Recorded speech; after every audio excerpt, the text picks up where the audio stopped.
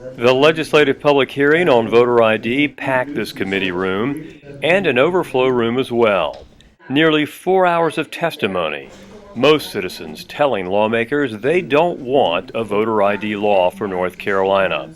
Reverend Earl Johnson, a Common Cause State Board member, was one of the first speakers. So voter ID is not needed in North Carolina. It would be too costly to implement. And we must not repeat the legacy of disenfranchising voters. College students, including Common Cause interns, attended the public hearing to speak out against voter ID. Voting is a constitutional right. There are more alleged alien sightings than people accused of voter fraud.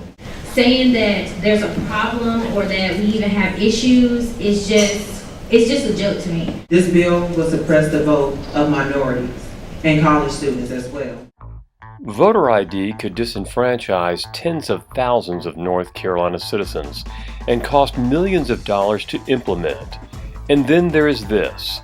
More than 20 million votes cast in North Carolina during the last 3 presidential elections, and just one voter impersonation fraud case turned over for prosecution.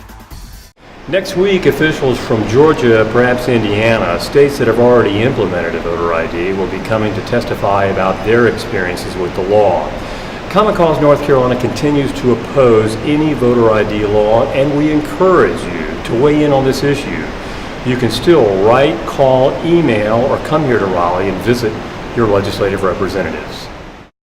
And here is the best place to contact the folks who represent you in the legislature. For Common Cause North Carolina, I'm Bob Phillips.